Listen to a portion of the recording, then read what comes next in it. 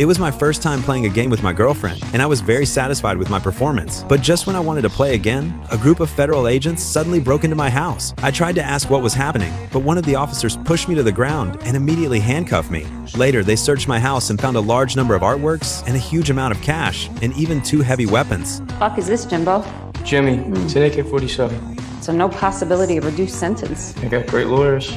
They turn water into wine? Facing the accusations from the police, I didn't panic at all. I knew that even if I ended up in prison, my father would definitely find a way to get me out. However, what I didn't expect was that this time, my father, in order to protect the family's interests, made a compromise with the prosecutor. He told me that if I pleaded guilty, the judge would only sentence me to 4 years in prison. Although I found it hard to accept, I reluctantly agreed under my father's insistence. So, in court, I publicly admitted my crimes. But later, the judge claimed that I had possessed heavy weapons for my own personal interests and sentenced me directly to 10 years in prison.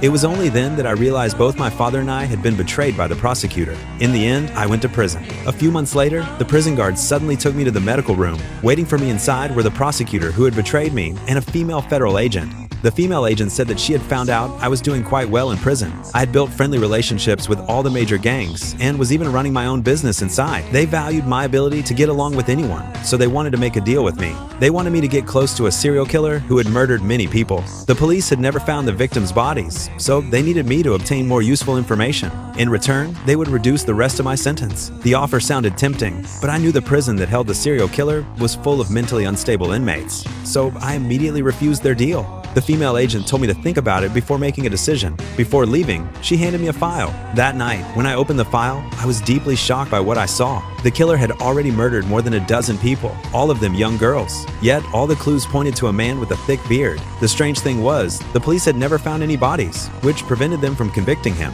After reading the file, I didn't know what to do. So the next day, I went to ask my father for advice. And my father's advice surprised me even more.